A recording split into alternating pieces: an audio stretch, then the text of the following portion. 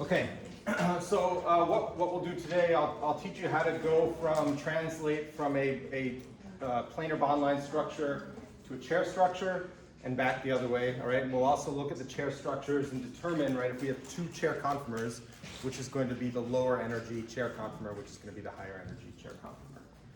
All right, so whenever you're given a planar structure, right, and you're asked to translate into a chair, or you're given a chair and you're asked to translate to a planar structure, what I recommend you doing is just make a model, right? When you are given a question like this on an exam, right, you can use your model kit on the exams. And so what I recommend doing is when you come to the exam with a 6-membered ring already made, right? Hydrogens attached. Those hydrogens are really important for you to see which bonds are going in an axial direction and which bonds are going in an equatorial direction, right? If you just have 6 carbons in a ring and nothing attached to those carbons, that model is not going to be as useful, all right? So just make sure you have stuff attached.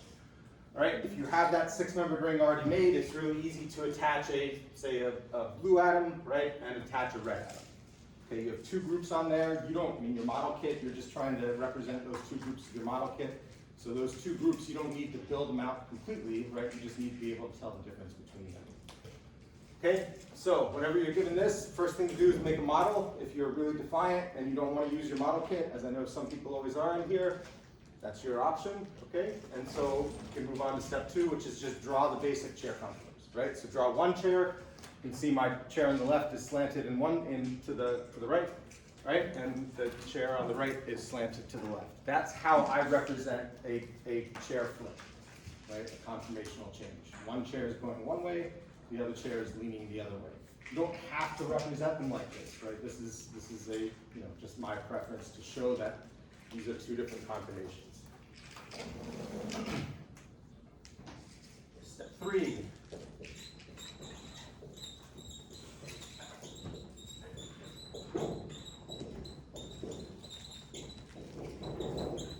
Number the molecules in the same direction. All right. That means if we're numbering your starting molecule in the counterclockwise direction, you would number your other molecules in the counterclockwise direction. Here I'm numbering clockwise with the hydroxy group at carbon 1, right, and going around to the methyl group at carbon 3. So if I'm going to number clockwise here, I also need to number clockwise on my chair structures, right? I can't switch up that numbering.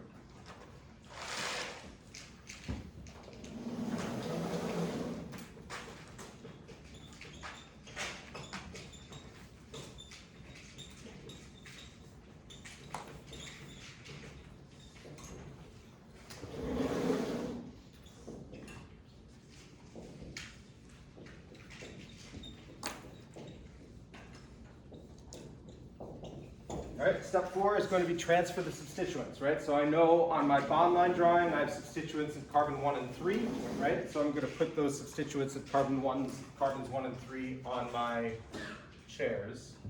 All right, on carbon 1 and 3, I know that one of those substituents has to be axial on each carbon, and one of those substituents has to be equatorial. I'm not going to draw them in yet, right? All I'm going to do is draw an axial bond, right?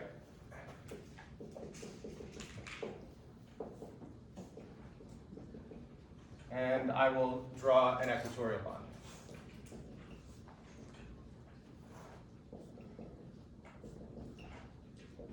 Right, same thing on the other structure. On carbon 1, I'll draw an axial bond and an equatorial bond. On carbon 3, draw an axial bond and an equatorial bond. Right, make sure you're drawing the bonds in the right way. Okay, you can see here the sides of this ring are slanting from the bottom right to the upper left. Right, same thing with this equatorial bond in the middle, right? It's got to slant from the bottom left or bottom right to the upper left. Yeah. Why do you only draw them in 1 and 3? We only have substituents in 1 and 3. So you wouldn't have any hydrogens on any of the other carbons? Absolutely, but they're not interesting to us. Oh, okay. Right, they're there. We understand that they're there, but they're not going to affect the conformation. Right, if we have a hydrogen here, we know in 1 or 2 hydrogens here. You know in the conformers, one is going to be axial and one's going to be equatorial. When we switch it, we're just switching the one that was axial to equatorial and vice versa. Right? No energy consequence. Other questions? Okay, so here's the tricky part. right? Making sure you get the right substituent on the right bond, right? One is axial, the other has to be equatorial, and make sure we're maintaining the relationship between the hydroxy group, which is going back into the board, right, and the methyl group, which is coming out into the board. Okay, so what I want you to do is I want you to imagine that you are hovering above this molecule, right, above this chair, looking down, right, floating above that chair, looking down. This carbon, right, which is closer to you sitting in your seat, as you're floating above it, that carbon is going to be off to your right. Okay, and this carbon number 2, as you're sitting in your seat, that's at the back of the molecule, right? As you're floating above this molecule, carbon 2 is going to be off to your left. Yeah? Everybody sees that relationship? Okay. Okay, if you're floating above this, which of these two substituents is going to be closer to you? The axial or the equatorial?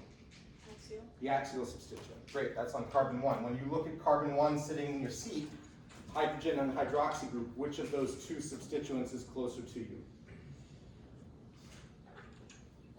The hydrogen, right? That's the wedged bond that's coming out towards you. So if this hydrogen is closer to you here, right, it should be the same up here. It should also be closer to you here. The only way to get this hydrogen farther from you than the hydroxy group is to rip those substituents off, switch them around, and stick them back on that carbon. Right? We can't break bonds. Okay? So that means that the axial substituent here is hydrogen, right? And the equatorial substituent is going to be the hydroxy group. Okay, now if we look at carbon 3, again, we're floating above this molecule. We have an axial and an equatorial substituent. Right? Which of those two substituents is closer to you, axial or equatorial, as you're floating above the molecule?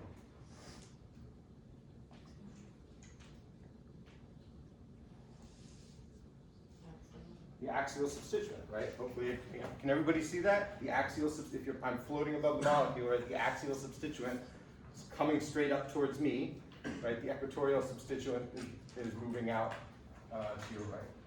Okay, of these two, if as you're sitting in your seat, which of those two substituents is closer to you? Methyl group or hydrogen, right? Methyl group, right? So that means that the axial substituent here is going to be the methyl group, and the equatorial substituent is going to be hydrogen.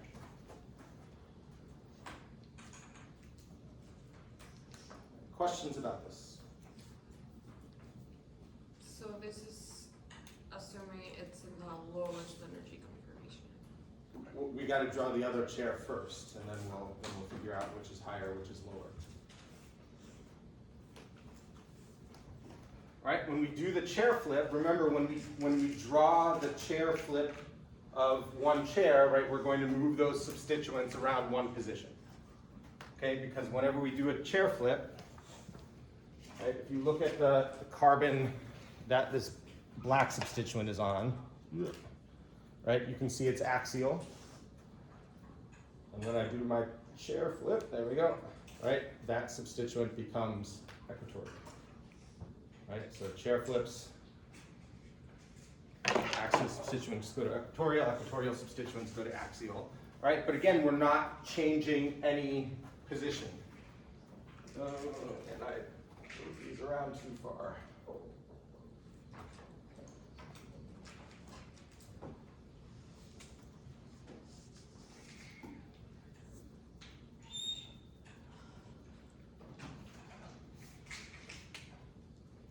There we go. All right, moving around one position. So you can see carbon 1 here, right? The bonds going to carbon 1, this carbon-carbon bond here, and this carbon-carbon bond here, those are pointed up, right? When they meet, they're pointed up. Okay, see here, carbon 1, right? The bonds moving to carbon 1, in this case, they're pointed down. And you can see that's what happens whenever you do a chair flip as well, right? Here, the bonds to this methyl group are pointed downward, right? And it's equatorial. When I do my chair flip, right, now you can see the bonds to that carbon with the methyl group are pointed upward, right, and it's axial. All right, we said here the hydrogen was closer to us, right? We identified that same thing on this chair, Okay, here we have an equatorial substituent and an axial substituent. If we're floating above this molecule, which of those two substituents is closer to us? Equatorial or axial? Equatorial, excellent, right? And so this would be the hydrogen. Here's our hydroxy group. Okay, and carbon 3, our methyl group was up top, so that would get the equatorial position, right? And the hydrogen is axial, so that should get, or on bottom, so that should get the axial position. So you just moved the carbons over one when you did the flood? Correct. Okay. Yep. Yeah, so you can see here, carbon 1 is the upper left corner. Here, carbon 1 is the middle carbon. Okay. So I moved it over clockwise one position. Doesn't matter if you go clockwise or counterclockwise, right? As long as you're moving one position and you're keeping the same order. Questions about this? Okay, so the bigger question is which of these two is a lower energy conformer, right? So what type of strain should we be focusing on in this system? Steric strain, right? So torsional strain, right? We learned about torsional strain. We should understand that both of these chairs should have the same amount of torsional strain, right? In the chair conformation, torsional strain within the ring anyway is going to be minimized. All right, bond angle strain, there shouldn't be any difference in bond angle or ring strain because again, both of these are chairs, both of them are adopting a chair conformer, nearly perfect chair conformer. All right, and we wouldn't expect any difference in bond angles between one ring versus the other ring. Right, so we're really trying to pay attention to steric strain. And Frank, do you remember the specific type of steric strain we're looking at? No? Does anybody remember? Yeah? The 1-3 diagonal strain. Almost, yeah, 1-3 diaxial strain. Right, so we're looking to see, when these groups are in the axial position, in the axial orientation, right, there's going to be strain between the axial groups. Right, so here we have, say, an axial methyl group, all right, and that's going to be interacting with the other axial substituents, in this case hydrogen. Right, so all three of those atoms or all three of those electron clouds are occupying space on top of this molecule, right, above the ring, and that's going to create strain because those groups, those electron groups are trying to repel each other, trying to get away from each other. All right, so the axial group is the one we really have to pay attention to, right? You can see in this system that I have up here, in one conformer, the methyl group is axial, the hydroxy group is equatorial, right? And when then we do the chair flip, the hydroxy group becomes equatorial, and the methyl group becomes equatorial, and the hydroxy group is axial. All right, so which one is better?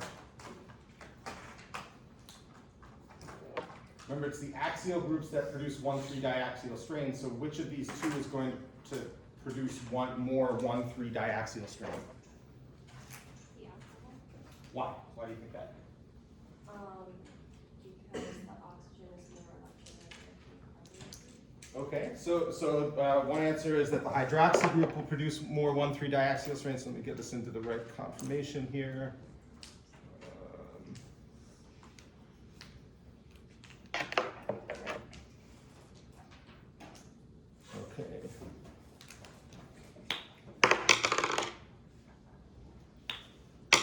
Okay, so my model, this is the molecule up top. So this gray group right here is going to be the hydroxy group, all right, and the black group with the green bond, that's going to be the methyl group, right? So you can see here, the methyl group is equatorial, the hydroxy group is axial. Remember, we can spin around these sigma bonds.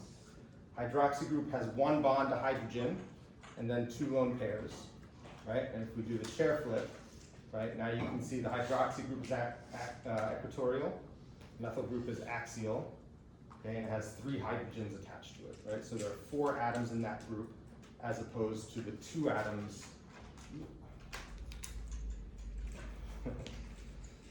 There we go. As opposed to the 2 atoms of the hydroxy group. So the idea is that if the oxygen is more electronegative, it's how's that? Yeah. I just want to answer. Okay. Yeah. I think, well, the methyl group would have more strain because there's more bonds there, which would bring the electrons contained. Good. Yeah, so it's not so much about electronegativity. That's a concept that we use to determine polarity, right? Bond polarity, molecular polarity. Right here, it's really just about the size of the electron cloud of the substituent. Right. So hydroxy groups, there's one hydrogen, and what this hydroxy group is going to do is it's going to swing around so that hydrogen is oriented away from the inside of the ring. Right. So this is the hydrogen. It's going to orient away from the inside of the ring, leaving two lone pairs, which are relatively small and compact, to sit there on the inside of the ring. Right. Those two lone pairs, because they're so relatively small compared to a sigma bond, right? And oxygen is electronegative, so it's holding on to them really tightly, right? It's not going to produce a lot of 1,3 diaxial strain with the other, in this case, hydrogens or sigma bonds around that ring, right? If we do the chair flip, we put the methyl group in the axial position, right? 3 hydrogens, no matter which way we spin that methyl group, right? There's going to be some electron density oriented towards the inside of the ring. Right, so there's going to be greater 1,3 diaxial strain with the methyl group in the axial orientation, right, and less 1,3 diaxial strain with the hydroxy group in the axial orientation. Right, and it's all based just on steric strain, right? The interaction of electrons, axial electrons here versus the interaction of axial electrons here.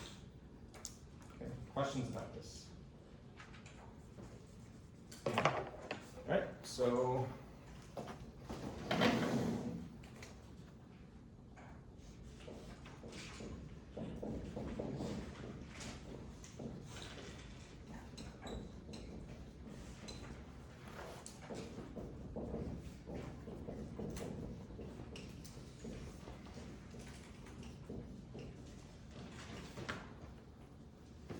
All right, so this is going to be a low energy conformer. This is going to be a high energy conformer. If we wanted to redraw the equilibrium arrow, we can show that the equilibrium is going to favor the low energy conformer. Right? And what if I said that the KEQ of this reaction is going to equal, say, 6.5?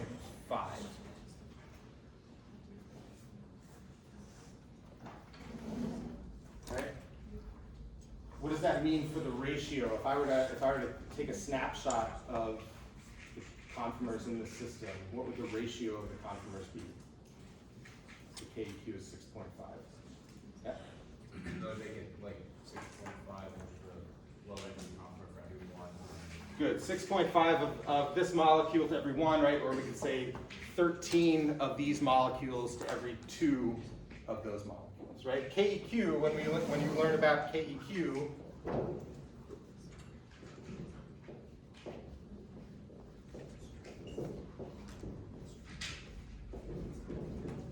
right? You usually learn about KEQ in the context of a reaction, right? Where you're looking at in a reaction equilibrium, KEQ is going to be the concentration of products or the concentration of reactants.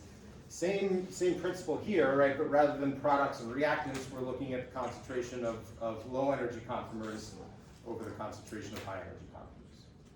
Right, so if the KEQ is 6.5, again, that means that we have 13 of these molecules to every 2 of those molecules. Right, questions about this? Okay.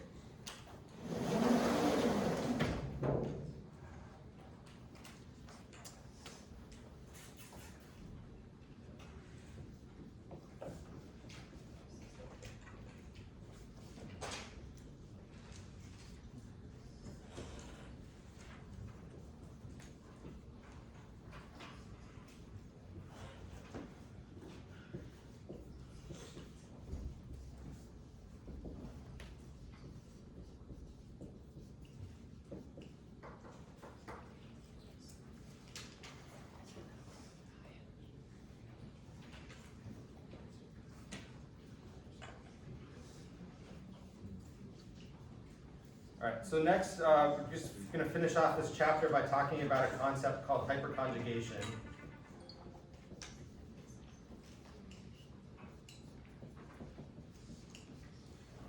And that's going to kind of introduce us to antibonding orbitals.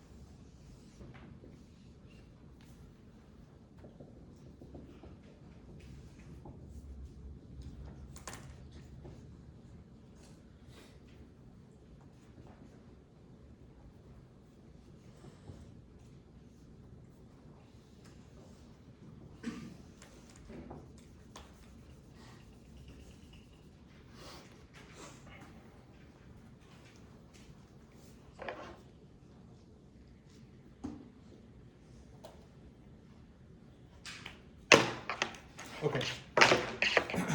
So we've seen this, a similar drawing of this before, right, when we talked about bonding and hydrogen.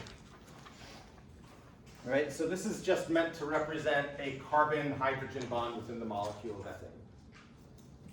All right, so we have our hydrogen, right, with an electron. That electron is in hydrogen is going to be in a 1s orbital. All right, we have a carbon that's going to be sp3 hybridized. Right, so it has one electron on an sp3 hybrid orbital. Right, the 1s orbital, hopefully everybody understands, is a lower energy orbital. So we're going to draw it down the board a little farther. Right, carbon sp3, higher energy second shell orbital, so we'll draw it up a little higher. Right, when those overlap, right, if we have one electron in each, when those overlap, they're going to produce two new atomic orbitals, right? So we're taking two new molecular orbitals. So we're taking two atomic orbitals, right? We overlap them, they combine to produce two new bonding, or two new molecular orbitals, right? This is your sigma bonding orbital, so both electrons go in there.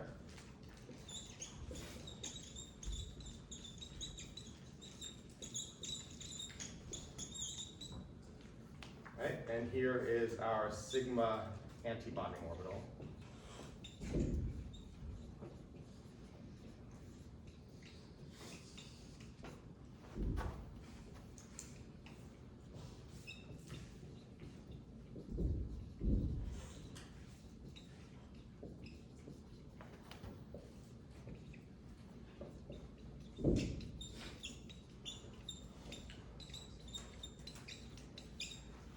Remember, bonding orbitals come from the in-phase overlap of electrons, right? So constructive interference of those electron probability waves.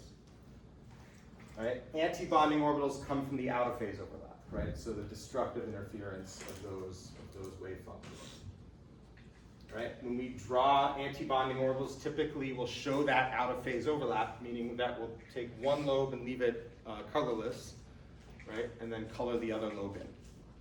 Okay, there are two volumes of space here that represent one anti-bonding orbital. All right, and often you'll see these also referred to as the sigma star orbital, right? The anti-bonding orbital, just the same thing as star. Yeah. What is the filled in? It's demonstrating an out-of-phase interaction. Yeah. What's the difference between like anti-bonding and non-bonding orbitals? Non-bonding orbitals are atomic orbitals that just don't overlap with any other orbital. Anti-bonding orbitals are specifically out-of-phase overlap of two orbitals. Other questions? Okay, so that means that every sigma bond that we've drawn in this class, there's an anti-bond associated with that sigma bond, right? That's what we're drawing is the sigma bonding orbital, right? And there's a sigma anti-bonding orbital. So in this molecule, if this this blue area represents the sigma bond,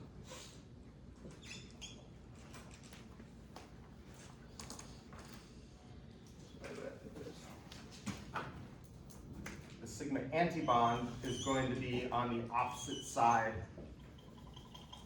of the sigma bond.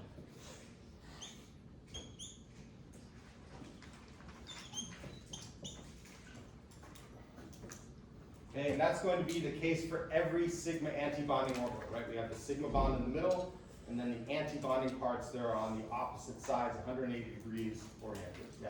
Would it be like inside the carbon or like on the other side of the carbon? What are you talking about? Like the anti-bonding orbital. It's on the opposite sides of where the electron density is between that bond, Okay. right? On the outside.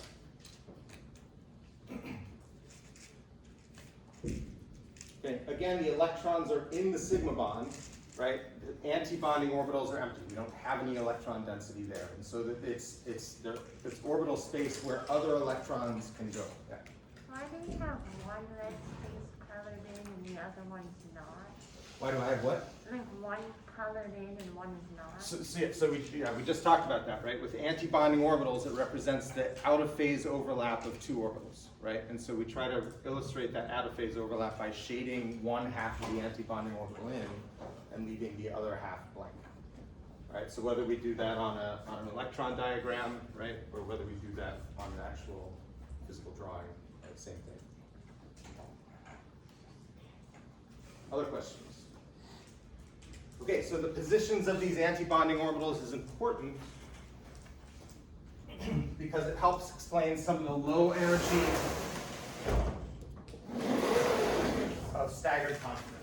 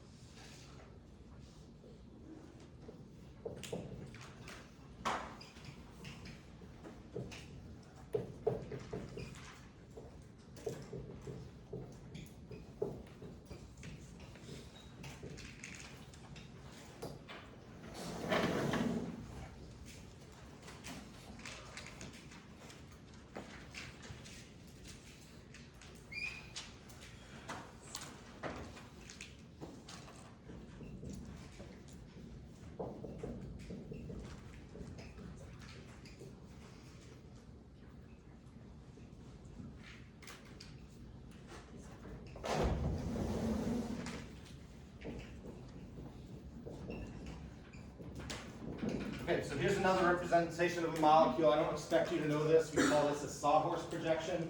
It's usually just used to connect people between a regular planar bond line drawing and a Newman projection, right? So rather than looking at a center as we would a bond line drawing, right, or as a Newman projection, we're kind of looking at it so we can see both atoms, right? And we're trying to look at it so we can see whether it's a staggered conformer or an eclipse conformer. All right, so this is the way that I've drawn this. This is the staggered conformer. Okay, I'm not going to ask you to be drawing molecules like this. This is just to illustrate this principle. All right, so when we talked about torsional strain and conformation around a sigma bond, we said that the difference between high and low energy conformers is the fact that in the staggered conformer, the sigma electrons on the front carbon are as far apart from the sigma electrons or sigma bonding orbitals on the back carbon, right? And then whenever we form the eclipse conformer, right, you can see that the sigma electrons on back carbon are now as close as they can be to the sigma electrons on the front carbon. Okay, so low energy, high energy, low energy, high energy. Right? Another element that causes this to be low energy is something called hyperconjugation. Right? So we have between our carbon and hydrogen,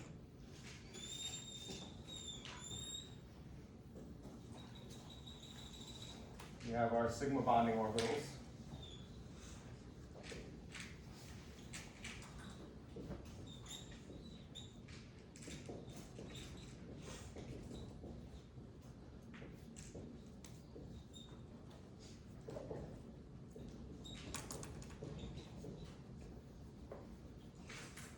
Right? And then on the opposite sides of those sigma bonding orbitals, we have our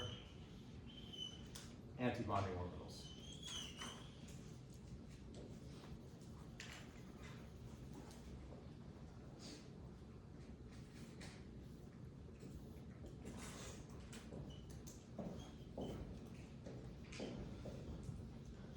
Right, same thing up here.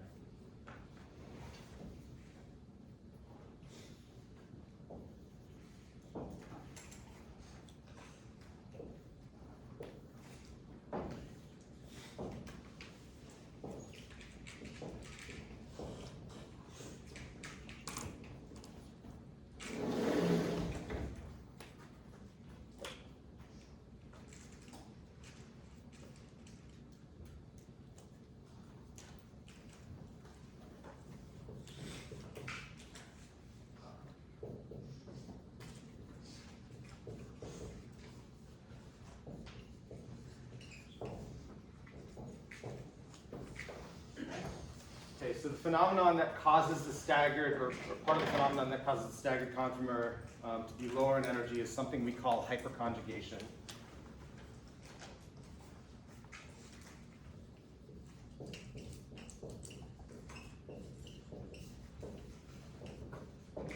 Hyperconjugation is just the overlap of a bonding orbital with an adjacent empty orbital.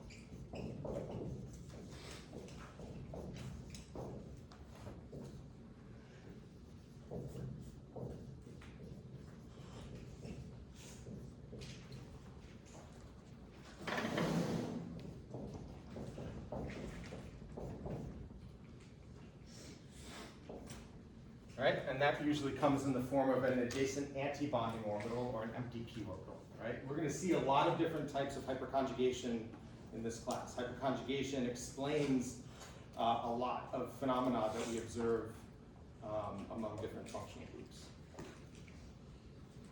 Okay, so in this molecule, that actual hyperconjugation, right, here we have a sigma bonding orbital. Okay, and you can see how it's perfectly aligned with the anti-bonding orbital next to it, whatever this is in the staggered conformation. Right, so this is my staggered conformation. The anti-bonding orbital from the front carbon would be coming off like this, right, 180 degrees behind that sigma orbital. And you can see how it aligns perfectly with this sigma bond on the opposite carbon, but only whenever we're in a staggered conformer. Right? When we're in the eclipse conformer, you can see here that there would be two anti-bonding orbitals lined up.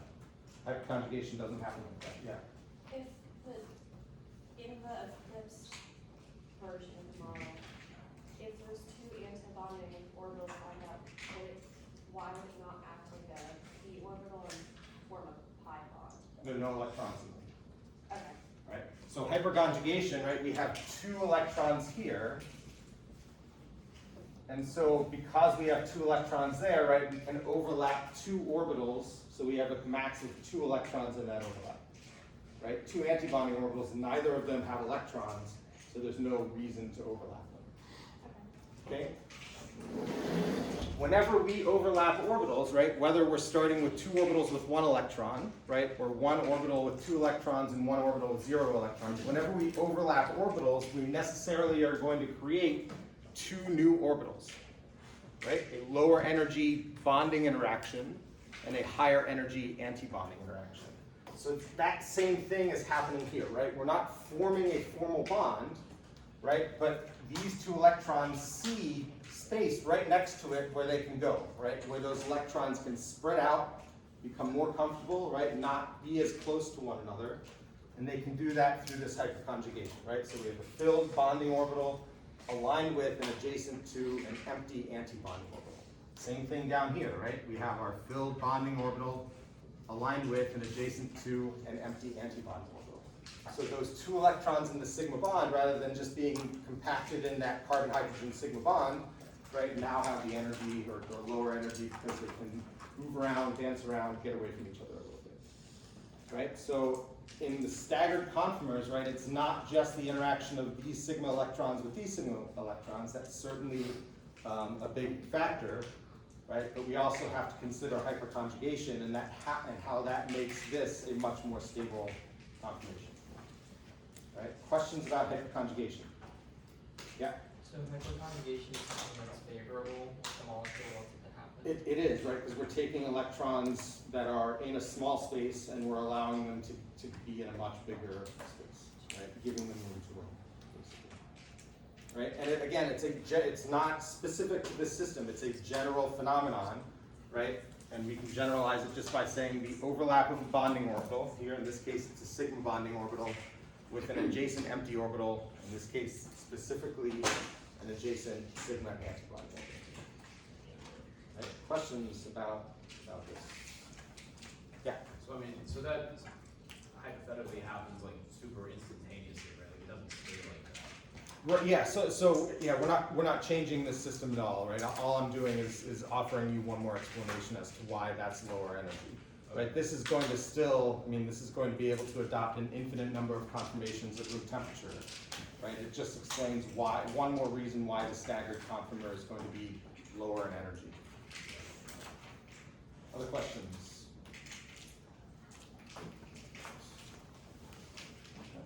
Is that clock fast? It is 2 minutes ahead. 2 minutes ahead.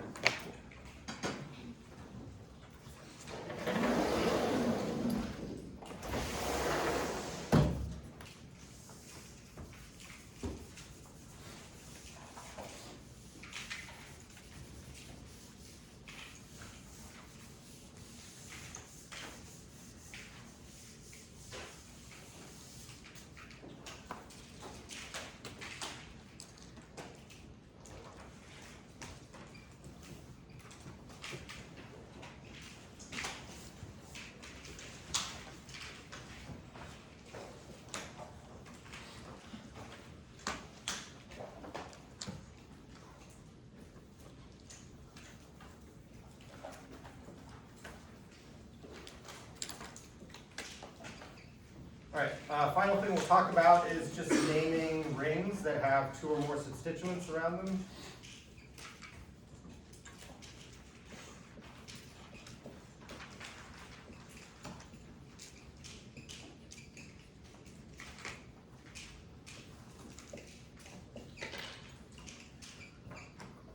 So at the beginning of this year, we talked about cis and trans isomers, right? We were looking at alkenes.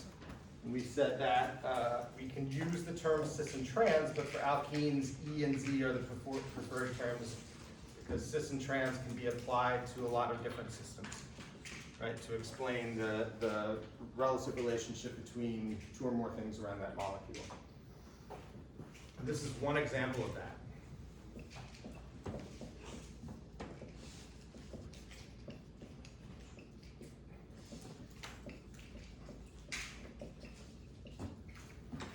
Right? So if I want to illustrate cyclohexane, dimethyl cyclohexane, right, I can draw a couple of different stereoisomers of cyclohexane. I can draw cis 1,2 dimethyl cyclohexane, and that indicates that the 2 methyl groups are oriented in the same direction.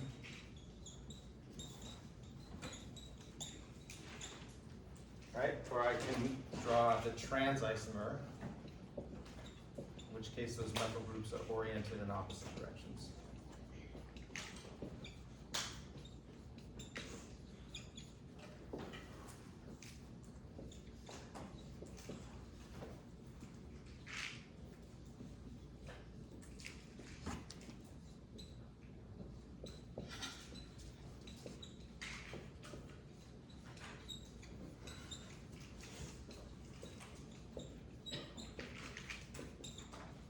Right? It's important to note. Yeah. Alex. Does this only work for when the substituents are the same? No, no. It's just it's a word we use to describe the relationship of 2 substituents around the ring.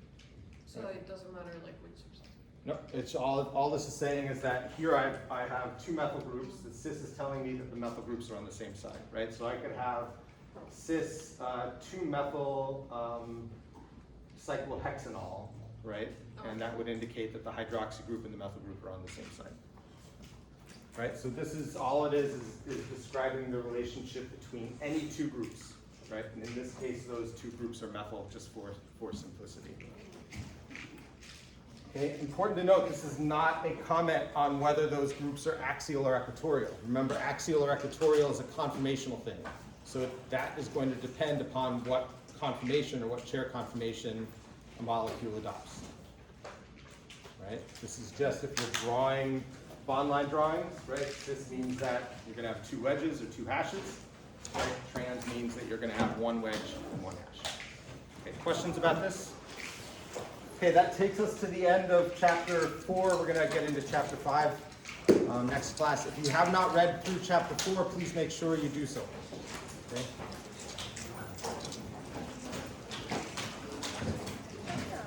Okay.